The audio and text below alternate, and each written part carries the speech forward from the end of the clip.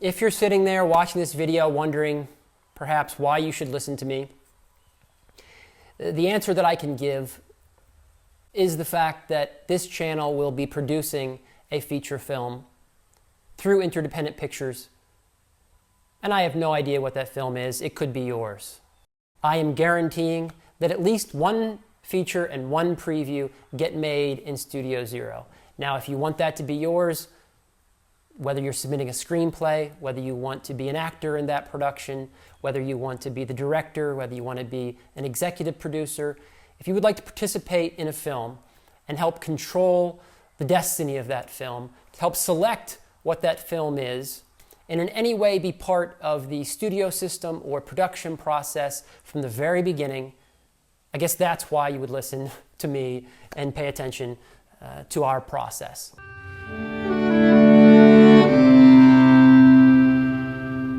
Finally, I got up to literally looking behind this scene with Steven Spielberg and got over his shoulder. For whatever reason, I walked my way up to there. And then finally, this guy pulled me aside and asked me, well, who are you and why are you here?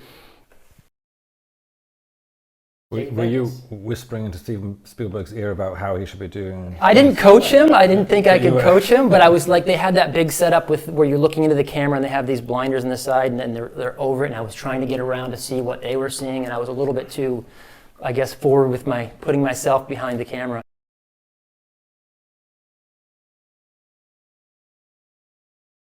Other big budget projects, artificial intelligence, Minority Report, Austin Powers, and I just sort of wandered around the set to see, like, well, how are these big movies made? I was just enamored with the process, talking to people, learning about it, watching how I sat down and talked with hair and makeup for so long.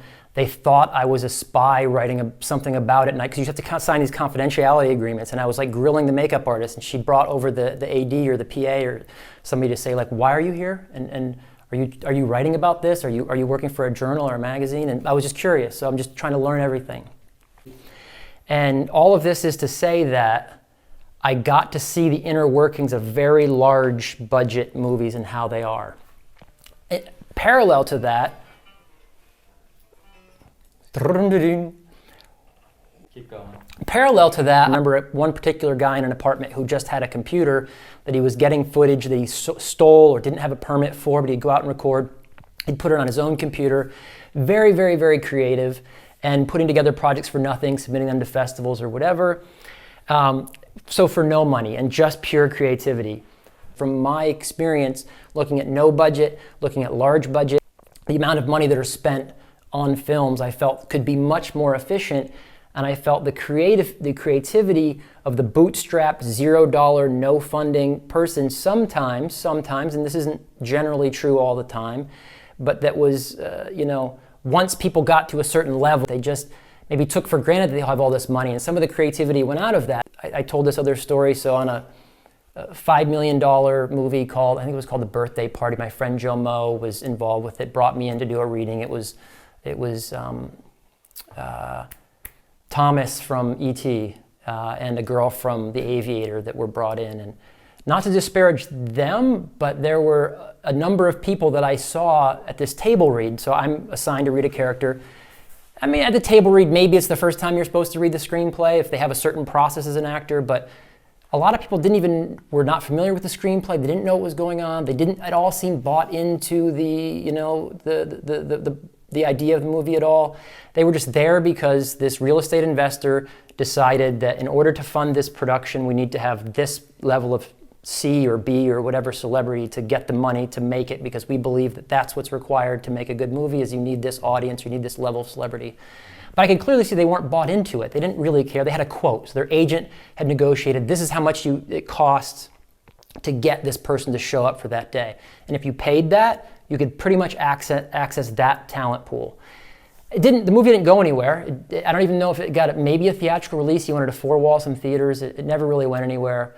And I attribute part of that to the fact that the people along the process weren't really bought into the movie. They were showing up to get a small paycheck on something they really didn't believe in. So to put all that together, I was really trying to find a structure that had the support, that had the resources, that could spend money if money needed to be spent, had a guide, a yellow brick road, a structure, a system that would benefit somebody who didn't know what they were doing, who had to bootstrap, who had all this creativity but no support and having a hard time breaking into the industry, to guide them and provide that support without leaning towards the wasteful spending, without leaning towards the, like people not giving a shit about the production when they show up. So really what I've put together is just what I think is a certain incentive structure, which I referred to like the DAO is just a governance system, an incentive structure, a large amount of ideas that I'm testing to see if people will join on to a certain production based on certain noble principles that I hope result in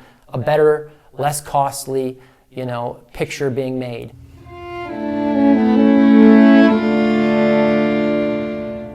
We've talked a lot about the screenplay selection and the funding and the executive producers and their role and how things get divided up there.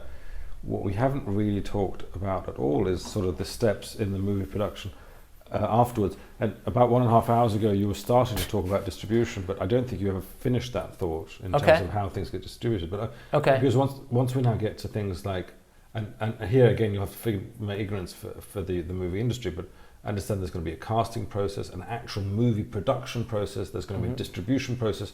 All those things are additional steps further down the food chain.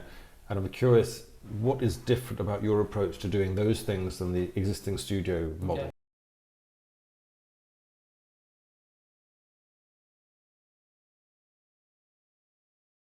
Yeah. Okay. So there is a timeline of events. Yeah. It's seasonal. Yeah.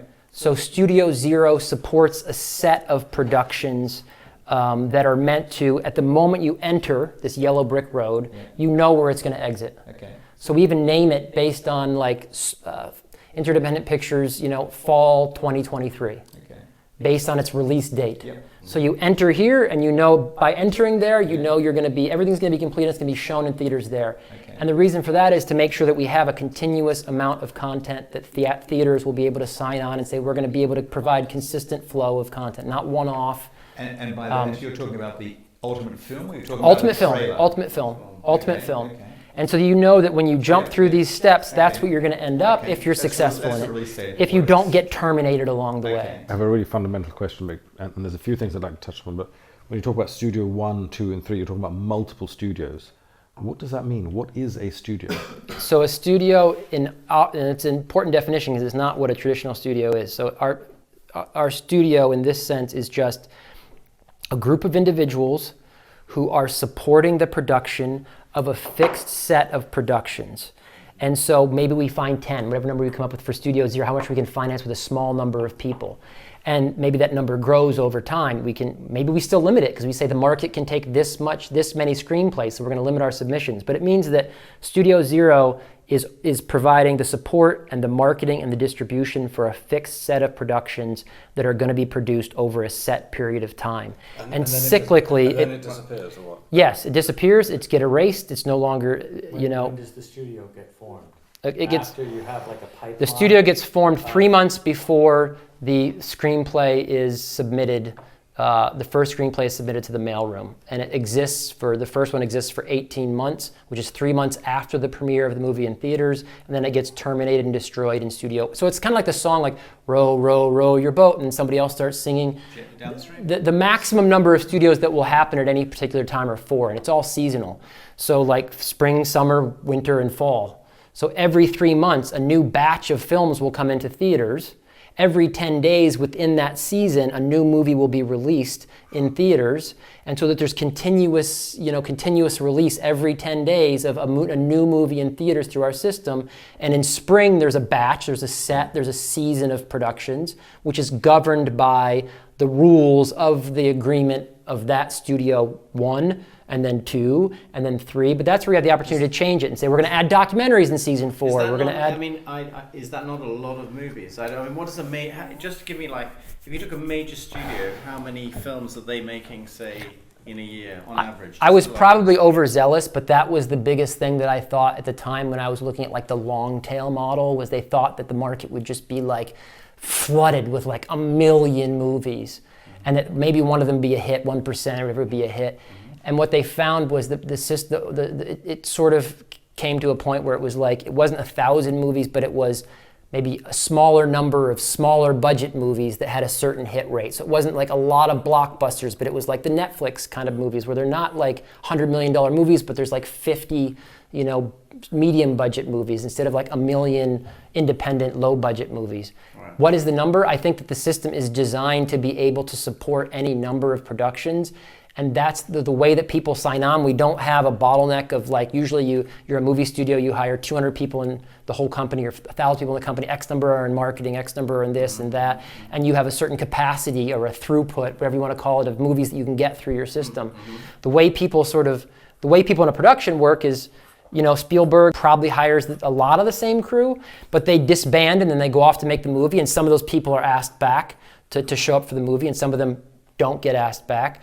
But each studio brings people together. It's like they put up their tents, they support this thing, and then they go away. There's no employees in our model. There's no, like, the studio doesn't have X number of employees, meaning that there's no cap on the number of movies that could go through it. What's my expectation for the number of movies that will be made through the system? I don't know what that is. I don't know what the number is, and I don't know exactly the crunch the numbers on what can the market support. Like, are we throwing too much out there, and then you know, we're diluting the amount of attention or the amount of funding that's available for the executive producers to fund X number of amounts. So that's the information that I have to get through experience and just figure out how to tweak the model to find the right number of output. You know what I mean? Like, but that's not, I don't have a fixed idea in my head for what that is. Okay.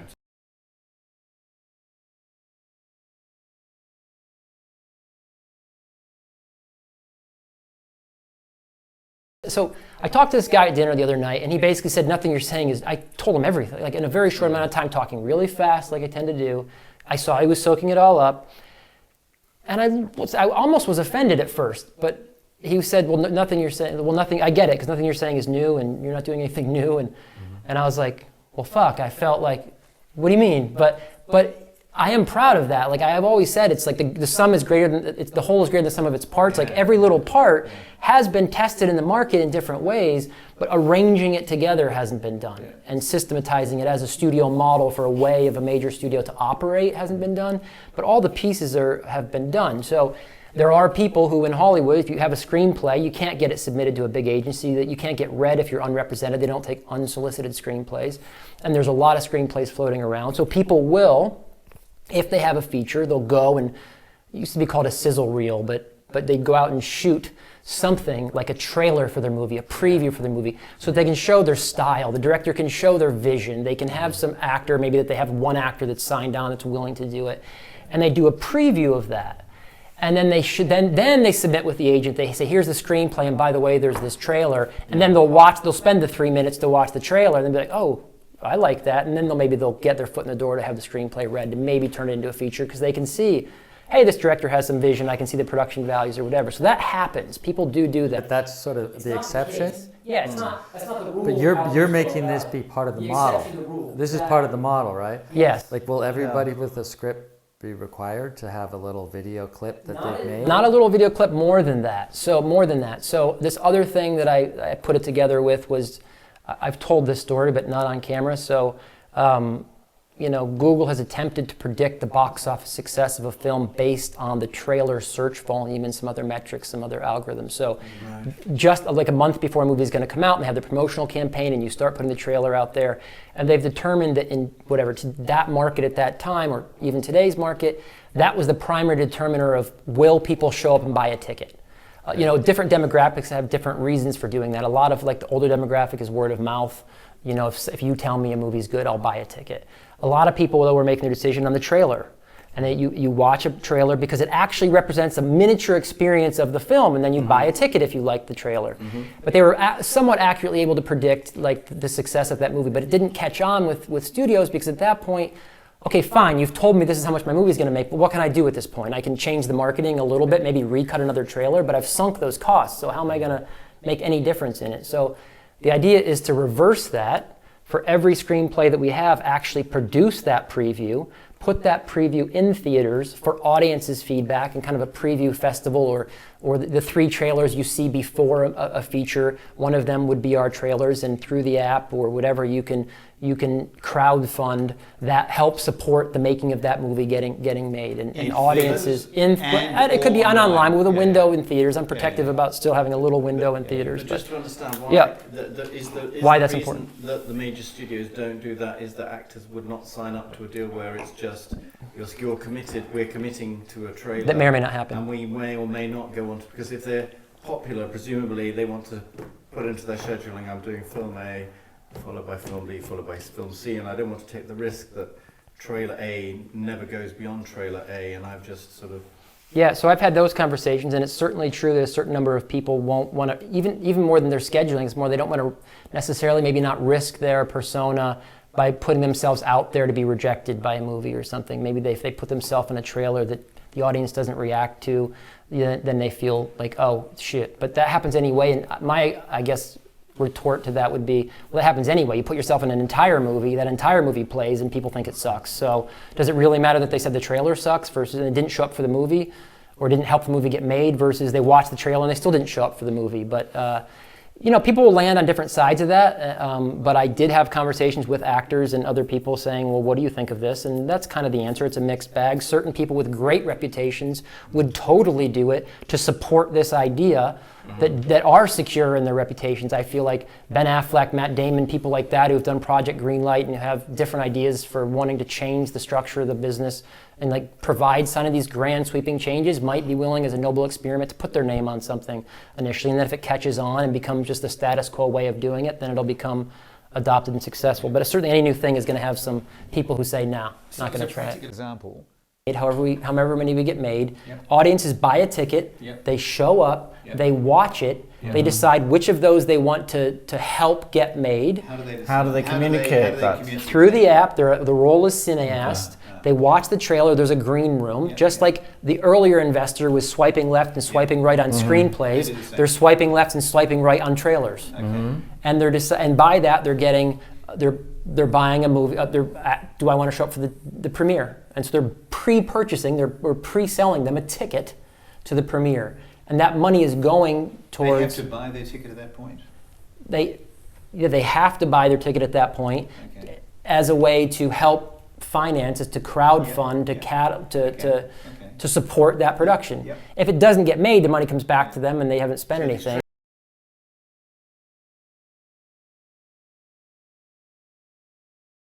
So the process, what you'd make a decision on is the schedule, the budget, the cast for the preview, the certain directors of and the director, and you talk about it, you green light it.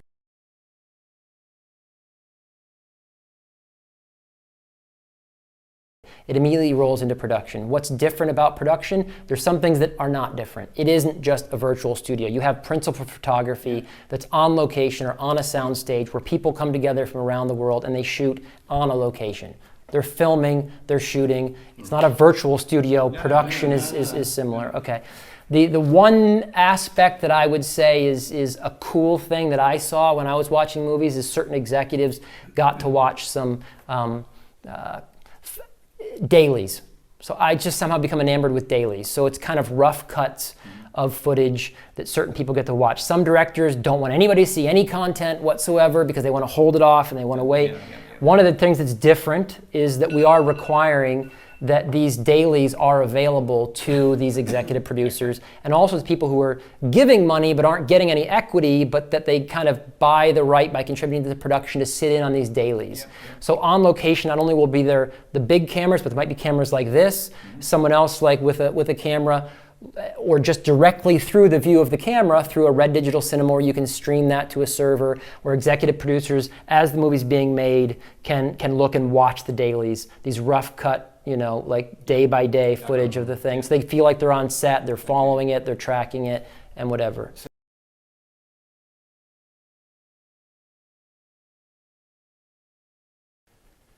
So Alex gets his preview made.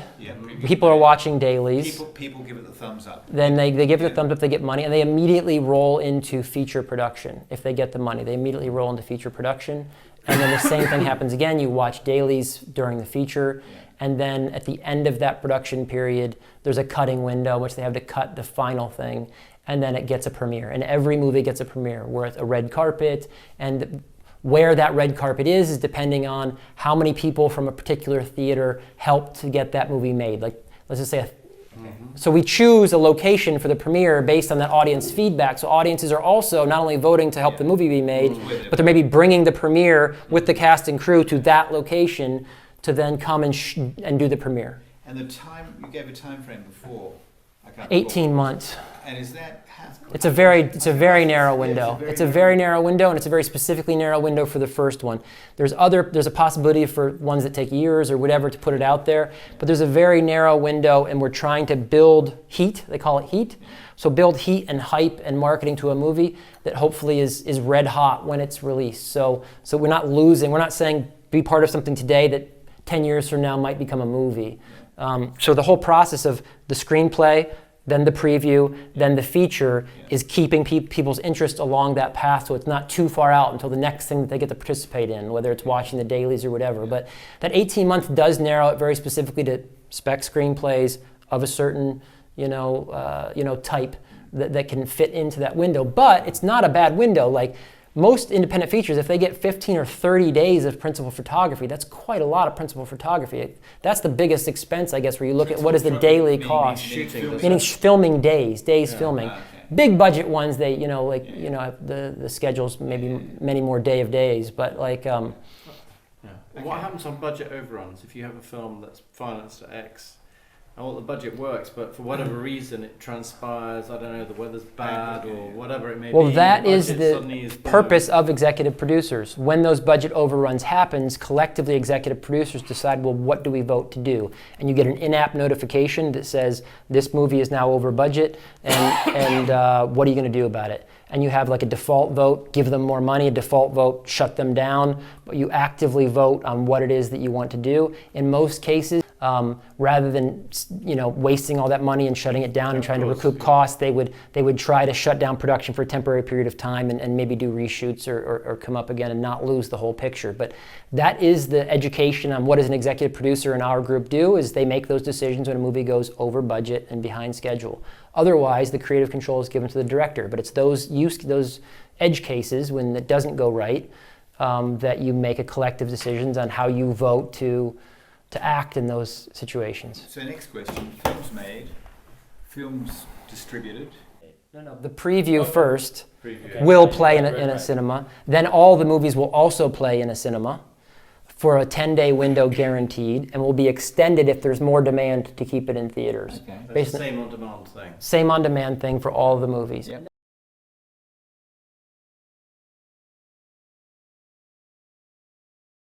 How do you get that out to? How do you get cinemas The to trailer know in the about cinema it and want to buy in? So cinemas already have two ways of approaching it, but cinemas already have on-demand theatrical distribution, usually on a one-off. So if I have like a campaign and it's a movie about this great political movement, I've made a movie about it, there's services that you can submit to that will try to get people to buy tickets for that showtime at AMC at 7 o'clock on Friday night.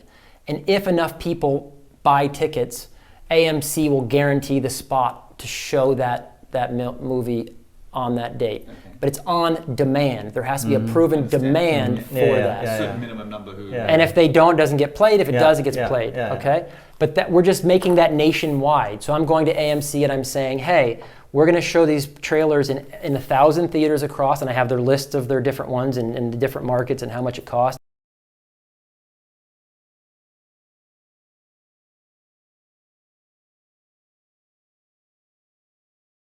How are you going to get the word out? So the idea, and even in marketing the films, it's really about the uniqueness of what we're doing and how it's different and why it's a change for the system, and getting people to marketing the studio, marketing the difference, marketing the way that we're different. How are you going to do So it starts with a YouTube channel. That's what I'm creating. So there's the boring bit, but there's also the exciting bit about like signing big celebrities, doing the YouTube channel is going to be our first way of doing it. And then it's about signing those big studios, getting articles, Variety, other people to write about what we're doing. I already ran into somebody here who was ahead of something that was like, oh, you're doing this? That's interesting. I could write about that. So plenty of people, maybe your dude or somebody else in that same space who does that same thing, which writes about new stuff is